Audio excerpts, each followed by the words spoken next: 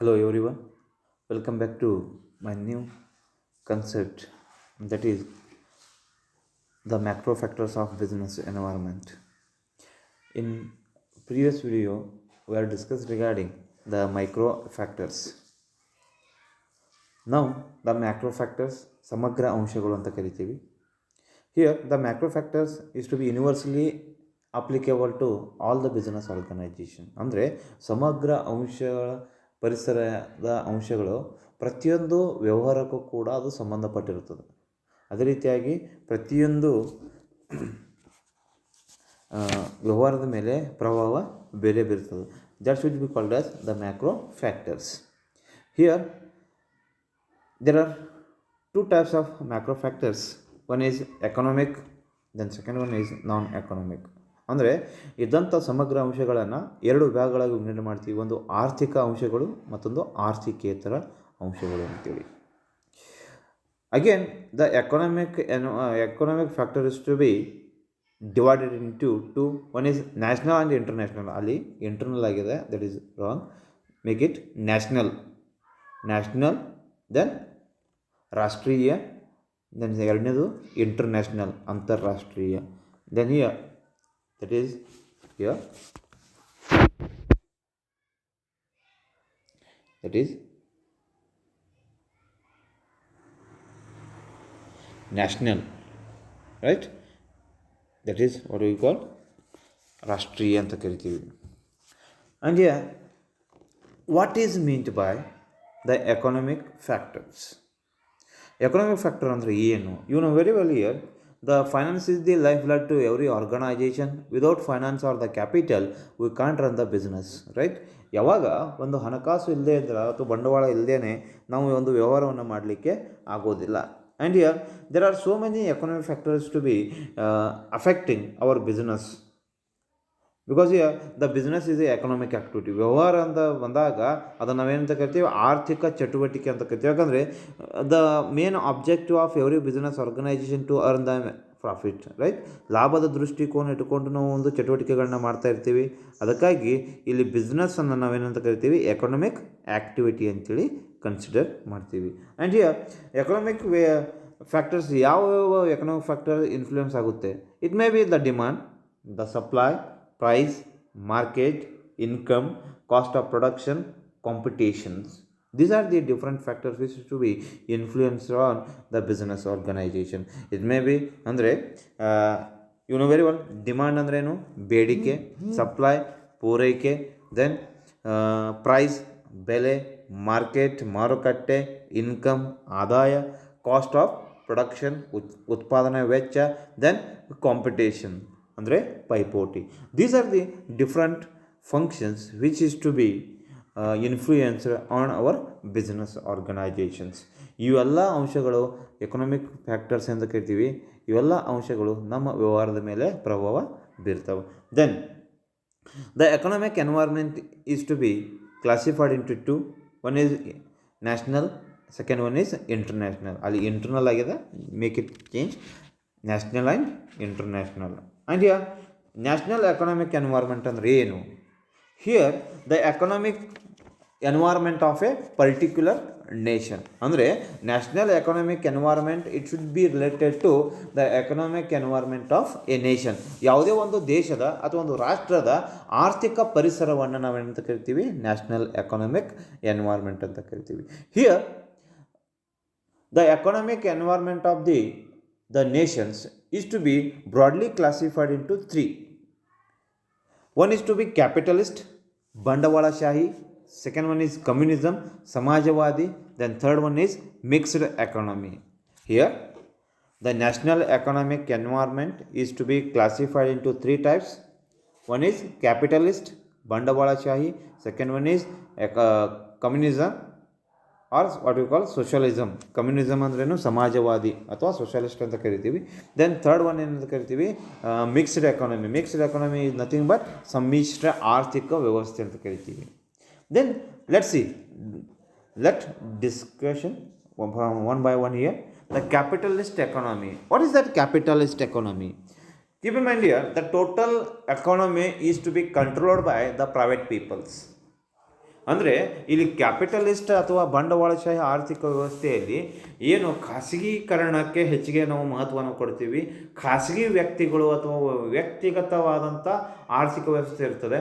ಇಲ್ಲಿ the total economy is to be controlled by capitalist. ಯಾರು ಬಂಡವಾಳಶಾಹಿಗಳು ಅಂತ ಕರಿತೀವಿ ಆ ವ್ಯಕ್ತಿಗಳು ಇದ್ದಂಥ ಆ ದೇಶದ ಆರ್ಥಿಕ ವ್ಯವಸ್ಥೆಯನ್ನು ತಮ್ಮ ಹತೋಟಿಯಲ್ಲಿ ಇಟ್ಕೊಂಡಿರ್ತಾರೆ. ಅದೇ ರೀತಿಯಾಗಿ ಇಲ್ಲಿ ಎಕ್ಸಾಂಪಲ್ ಕೊಡಬಹುದಾದರೆ the best example is to be the America ಅಂತ ಬಂದಾಗ it should be the capitalist.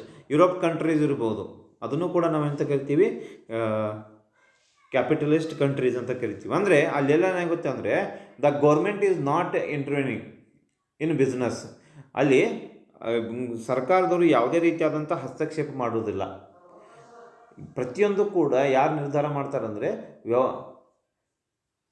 ಪ್ರತಿಯೊಂದು ಕೂಡ ಇಲ್ಲಿ ಖಾಸಗಿ ವ್ಯಕ್ತಿಗಳು ಅಥವಾ ಕ್ಯಾಪಿಟಲಿಸ್ಟ್ ಅಥವಾ ನಾವು ಬಂಡವಾಳಶಾಹಿ ಏನಂತೀವಲ್ಲ ಆ ವ್ಯಕ್ತಿಗಳು ಇಲ್ಲಿ ಇಡೀ ಆರ್ಥಿಕ ವ್ಯವಸ್ಥೆಯನ್ನು ತಮ್ಮ ಹತೋಟಿಯಲ್ಲಿ ಇಟ್ಕೊಂಡಿರ್ತಾರೆ.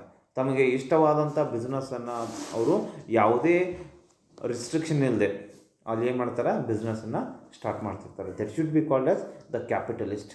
Here there is no the restriction to start their business which they want to start.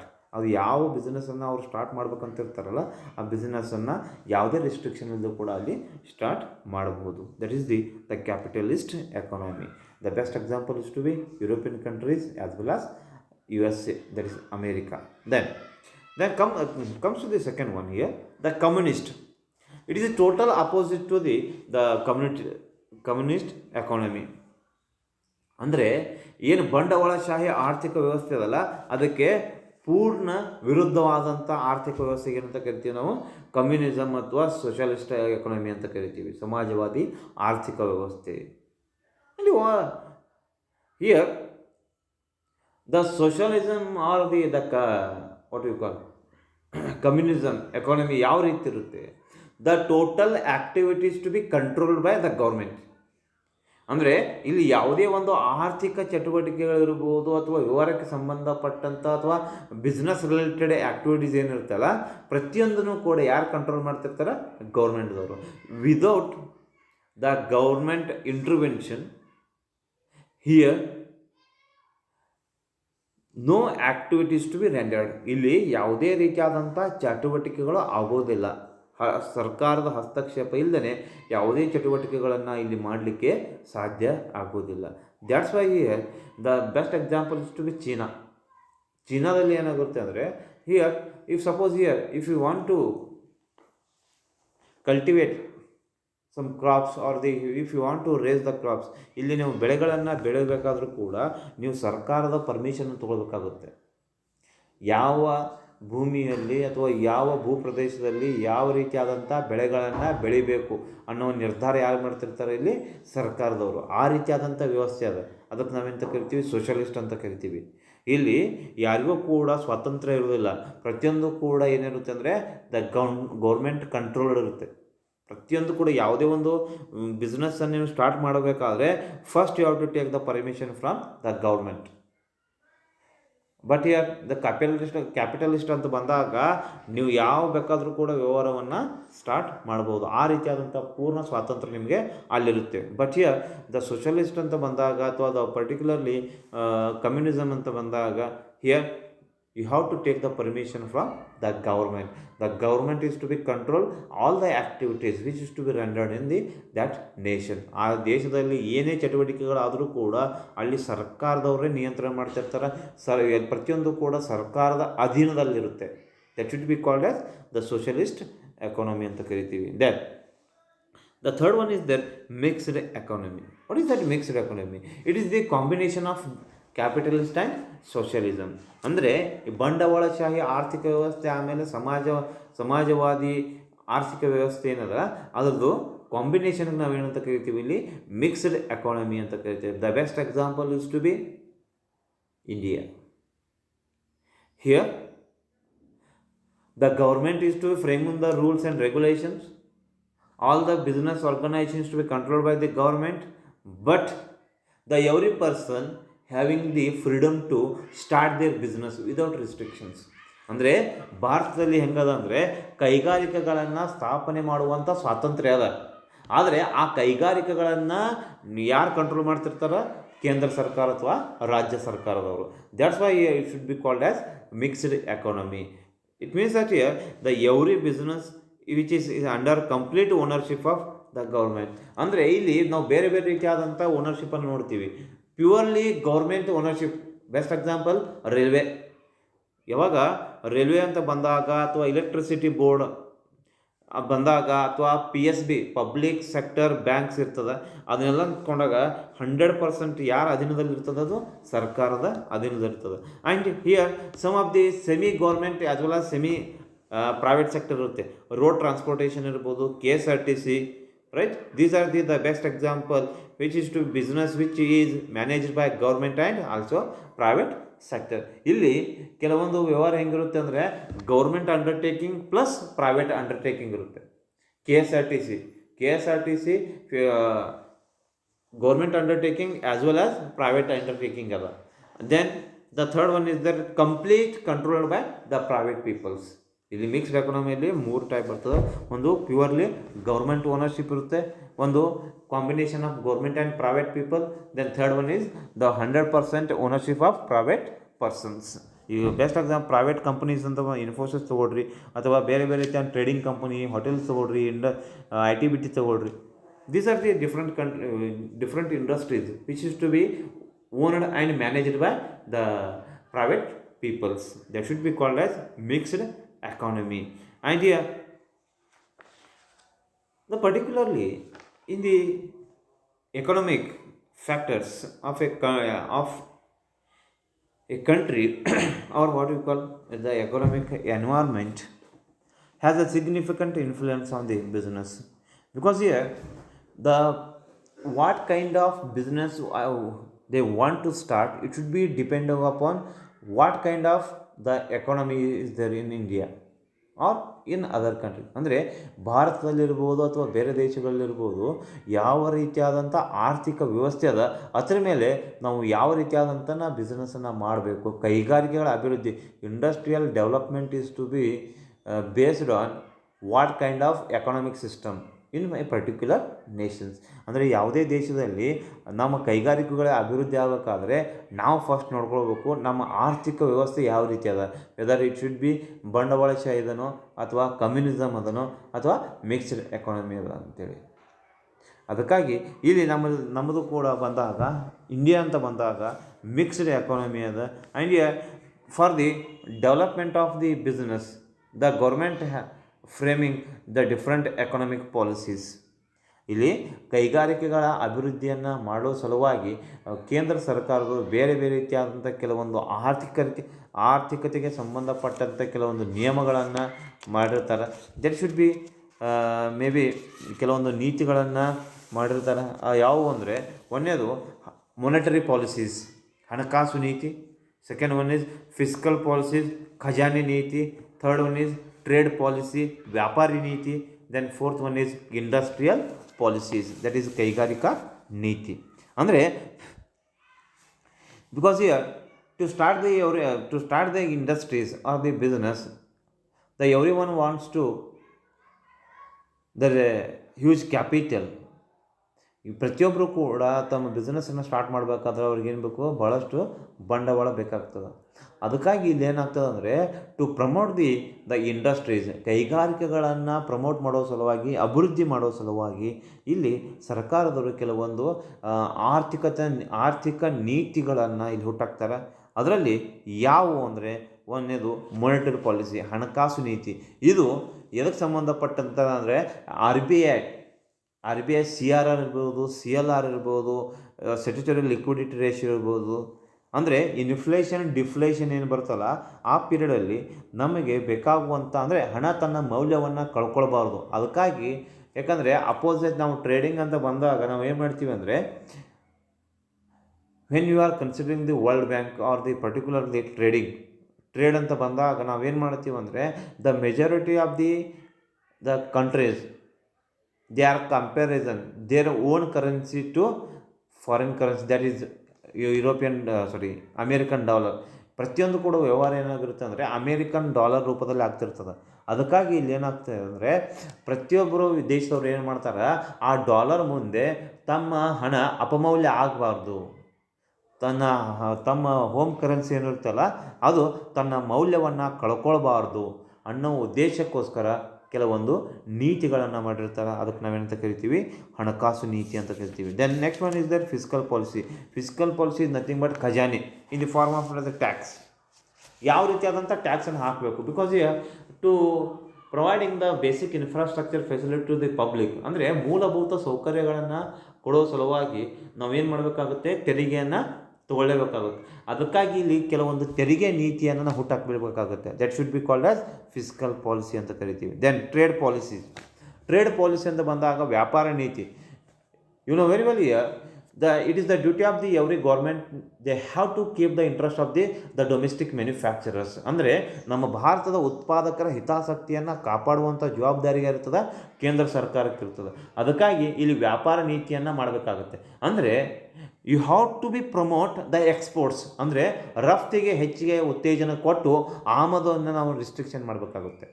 ಯಾಕಂದರೆ ಯಾವಾಗ ರಫ್ತು ಜಾಸ್ತಿ ಆಗುತ್ತಲ್ಲ ಆವಾಗ ನಮ್ಮ ಆರ್ಥಿಕತೆ ಏನಾಗೋದು ಕೂಡ ಆಗುತ್ತೆ, ಇಂಪ್ರೂವ್ಮೆಂಟ್ ಆಗುತ್ತೆ. ಅದಕ್ಕಾಗಿ ಇಲ್ಲಿ ಏನು ಮಾಡ್ತಾರೆ ಅಂದರೆ ಆ ರೀತಿಯಾದಂಥ ಟ್ರೇಡ್ ಪಾಲಿಸೀಸನ್ನು ಇಲ್ಲಿ ಫ್ರೇಮ್ ಮಾಡಬೇಕಾಗುತ್ತೆ. ದಟ್ ಈಸ್ ದಿ ವ್ಯಾಪಾರಿ ನೀತಿ ಅಂತ ಕರಿತೀವಿ. ದೆನ್ ಕೈಗಾರಿಕಾ ನೀತಿ, ಇಂಡಸ್ಟ್ರಿಯಲ್ ಪಾಲಿಸಿ. ಅಂದರೆ ಯಾವ ರೀತಿಯಾಗಿ ನಾವು ಇಂಡಸ್ಟ್ರಿಯನ್ನು ತೆಗಿಬೇಕು, ಇಂಡಸ್ಟ್ರಿಗೆ ಅಥವಾ ವ್ಯವಹಾರಕ್ಕೆ ಸಂಬಂಧಪಟ್ಟಂಥ ಕಾನೂನುಗಳನ್ನ ಮಾಡಬೇಕಾಗ್ತದೆ. ಈಗ ಫಾರ್ ಎಕ್ಸಾಂಪಲ್ ಫೆಮಾ ಆ್ಯಕ್ಟ್ ಇರ್ಬೋದು, ಅದೇ ರೀತಿಯಾಗಿ ಫಾರಿನ್ ಎಕ್ಸ್ಚೇಂಜ್ ಮ್ಯಾನೇಜ್ಮೆಂಟ್ ಆ್ಯಕ್ಟ್ ಅಂತ ಕರಿತೀವಿ. ಫೆಮಾ ಅಂದ್ರೇನು, ಫಾರಿನ್ ಎಕ್ಸ್ಚೇಂಜ್ ಮ್ಯಾನೇಜ್ಮೆಂಟ್ ಆ್ಯಕ್ಟ್ ಅಂತ ಕರಿತೀವಿ. MRTP ಇಲ್ಲಿ ಏನಾಗುತ್ತೆ ಅಂದರೆ MRTP ಇರ್ಬೋದು ಅಥವಾ ಬೇರೆ ಬೇರೆ ಅಂತ ತೊಗೊಂಡಾಗ ಇಲ್ಲಿ ಮೊನೊಪೊಲಿ ರಿಸ್ಟ್ರಿಕ್ಟಿವ್ ಟ್ರೇಡ್ ಪ್ರಾಕ್ಟೀಸಸ್ ಅಂತ ಕರಿತೀವಿ. ಮೊನೊಪೊಲಿ ರಿಸ್ಟ್ರಿಕ್ಟಿವ್ ಟ್ರೇಡ್ ಪ್ರಾಕ್ಟೀಸಸ್ ಅಂತ ಕರಿತೀವಿ. ಅಂದರೆ ಯಾವ ರೀತಿಯಾಗಿ ನಾವು ವ್ಯಾಪಾರವನ್ನು ಮಾಡಬೇಕು, ಯಾವ ರೀತಿಯಾಗಿ ಕೈಗಾರಿಕಾ ನಿರ್ವಹಣೆ ಮಾಡಬೇಕು, ಪ್ರತಿಯೊಂದನ್ನು ಕೂಡ ಇಲ್ಲಿ ನೋಡ್ತೀವಿ. ಅದೇ ರೀತಿಯಾಗಿ ಇಂಡಸ್ಟ್ರಿಯಲ್ ಪಾಲಿಸೀಸ್ 1991 ಇರ್ಬೋದು, ಹೌದಾ. 1991 new economic policy, that is the liberalisation, globalisation and privatisation. These are the some policies to be related to the ಕೈಗಾರಿಕಾ ನೀತಿ ಅಂತ ಕರಿತೀವಿ. These are the different points is to be consider in the national environment. ಇದಕ್ಕೆ ನಾವೆಂತ ಕರಿತೀವಿ, ರಾಷ್ಟ್ರೀಯ ಆರ್ಥಿಕ ಅಂಶಗಳು ಅಂತ ಕರಿತೀವಿ. Then B, that is international, ಅಂತಾರಾಷ್ಟ್ರೀಯ ಅಂತ ಬಂದಾಗ here under the international economic environment the globe market is to be treated as one market. ಇಡೀ ಜಗತ್ತನ್ನು ನಾವು ಏನಂತ ಕರಿತೀಬೇಕು, ಒಂದೇ ಮಾರುಕಟ್ಟೆ ಅಂತೇಳಿ ಟ್ರೀಟ್ ಮಾಡಲೇಬೇಕಾಗುತ್ತೆ. ಯಾಕಂದರೆ nation or national economic environment ಬಂದಾಗ ನಾವು ಪ್ರತಿಯೊಂದು ರಾಷ್ಟ್ರಗಳ ಆರ್ಥಿಕ ವ್ಯವಸ್ಥೆನ ಬೇರೆ ಬೇರೆ ರೀತಿಯಾಗಿ ನೋಡ್ಕೊಳ್ತೀವಿ. ಆದರೆ ಇಂಟರ್ನ್ಯಾಷನಲ್ ಅಂತ ಬಂದಾಗ ಅಥವಾ ಜಾಗತಿಕ ಅಥವಾ ಅಂತಾರಾಷ್ಟ್ರೀಯ ಅಂತ ಬಂದಾಗ ಇಲ್ಲಿ ಪ್ರತಿಯೊಬ್ಬರು ಕೂಡ ಇಡೀ ಜಗತ್ತನ್ನು ನಾವು ಒಂದು ಮಾರುಕಟ್ಟೆ ಅಂತೇಳಿ ಟ್ರೀಟ್ ಮಾಡಬೇಕಾಗುತ್ತೆ. ಇಲ್ಲಿಯೂ ಕೂಡ ನೋಡ್ರಿ, how it should B influence here. While you want to start your business and if you want to capture the globe market, first you have to decide and you have to know what is the condition of the international economy. ಇಲ್ಲಿ ಅಂತಾರಾಷ್ಟ್ರೀಯ ಆರ್ಥಿಕತೆಯ ಸ್ಥಿತಿಗತಿ ಏನದ first ನೀವು ತಿಳ್ಕೊಳ್ಬೇಕಾಗುತ್ತೆ. Because here the economic environment belongs to India, America, Japan, European countries are developed countries are developing countries use to be different. ಯಾಕಂದರೆ ಒಂದು ರಾಷ್ಟ್ರ ಭಾರತ ತೊಗೊಂಡಾಗ ಇಲ್ಲಿರುವಂಥ ಆರ್ಥಿಕ ವ್ಯವಸ್ಥೆ ಬೇರೆನೇ ಅದ. ಅಮೇರಿಕ ತೊಗೊಂಡಾಗ ಅಮೇರಿಕದ ಆರ್ಥಿಕ ವ್ಯವಸ್ಥೆ ಬೇರೆ ಇರುತ್ತೆ. ಯುರೋಪಿಯನ್ ಕಂಟ್ರೀಸ್ ತೊಗೊಂಡಾಗ ಅಲ್ಲಿರುವಂಥ ಆರ್ಥಿಕ ವ್ಯವಸ್ಥೆ ಬೇರೆ ಇರುತ್ತೆ. ರಷ್ಯಾ ತೊಗೊಂಡಾಗ ಅಲ್ಲೂ ಕೂಡ ಬೇರೆ ಇರುತ್ತೆ. But here whenever you are applying the international environment in your company, at that time you have to aware of the international economy. ನೀವು ಯಾವಾಗ ಅಂತಾರಾಷ್ಟ್ರೀಯ ಅಥವಾ ಜಾಗತಿಕ ಆರ್ಥಿಕತೆ ಅಂತ ಬಂದಾಗ ಇಡೀ ಜಗತ್ತಿನ ಆರ್ಥಿಕತೆಯನ್ನು ನೀವು ಅರ್ಥ ಮಾಡ್ಕೋಬೇಕಾಗುತ್ತೆ. ಅದಕ್ಕಾಗಿ ಇಲ್ಲಿ ಏನು ಹೇಳ್ತೀವಿ ಅಂದರೆ, ಇಂಟರ್ನ್ಯಾಷನಲ್ ಅಂತ ಬಂದಾಗ there is no barriers, there is no restrictions, every person having the freedom to start their business in anywhere. ಯಾವುದೇ ಪ್ರದೇಶದಲ್ಲಿ ಯಾವುದೇ ದೇಶದಲ್ಲಿ ತಮಗೆ ಬೇಕಾಗುವಂಥ ವ್ಯವಹಾರವನ್ನು ಮಾಡಲಿಕ್ಕೆ ಅವನು ಸ್ವತಂತ್ರನಾಗಿರ್ತಾನೆ. ಅದೇ ರೀತಿಯಾಗಿ ಅಮೇರಿಕನ್ಸ್ ಕೂಡ ಇಲ್ಲಿ ಇಂಡಿಯಾದಲ್ಲಿ ಬಂದು ಬಿಸ್ನೆಸ್ಸನ್ನು ಸ್ಟಾರ್ಟ್ ಮಾಡೋದು, or the Indian people they can go for the abroad and they wish to start their business they can. ಅಲ್ಲಿ ಹೋಗಿ ಬೇರೆ ದೇಶಗಳಲ್ಲಿ ತಮ್ಮ ಬಿಸ್ನೆಸ್ಸನ್ನು ಸ್ಟಾರ್ಟ್ ಮಾಡ್ಕೊಳ್ಳೋದ್ರು ಕೂಡ ಮಾಡ್ಕೊಳ್ಬಹುದು. ಈ ರೀತಿಯಾಗಿ ನಾವೇನಂತ ಕರಿತೀವಿ, ಅದನ್ನು ಅಂತಾರಾಷ್ಟ್ರೀಯ ಅಥವಾ ಇಂಟರ್ನ್ಯಾಷನಲ್ ಅಂತ ಕರಿತೀವಿ. ಬಿಕಾಸ್ ಈಗ best example is to be Infosys ಇರ್ಬೋದು. Infosys nowadays it become the MNC companies. ಯಾಕಂದರೆ ಮೊದಲು ಭಾರತದಲ್ಲಿ ಅಷ್ಟೇ ಇತ್ತು, ಈಗ ಅಮೇರಿಕಾ ಬೇರೆ ಬೇರೆ ಯುರೋಪಿಯನ್ ಕಂಟ್ರೀಸಲ್ಲಿ ಕೂಡ ಅದ. ಅದೇ ರೀತಿಯಾಗಿ the particularly some of the westerns car manufacture industry, ಈಗ ಬೆಸ್ಟ್ ಎಕ್ಸಾಂಪಲ್ ಇಷ್ಟು ಐಫೋನ್, ರೈಟ್? ಆ್ಯಪಲ್ ಕಂಪ್ನಿಯವರು, it should be American based company. ಈಗೇನಾಗಿದೆ ಅಂದರೆ ಈ ಭಾರತದಲ್ಲಿ ಕೂಡ ತಮ್ಮ ಪ್ರೊಡಕ್ಷನ್ನ ಸ್ಟಾರ್ಟ್ ಮಾಡಿದ್ದಾರೆ. It is the best example for the international economic environment, because they know about the Indian economy. That's why the economic environment is to be broadly classified into two. One is to be national, then second one is international. Yes, here these are the basic concept regarding the economic environment, and non-economic environment we discuss in next video.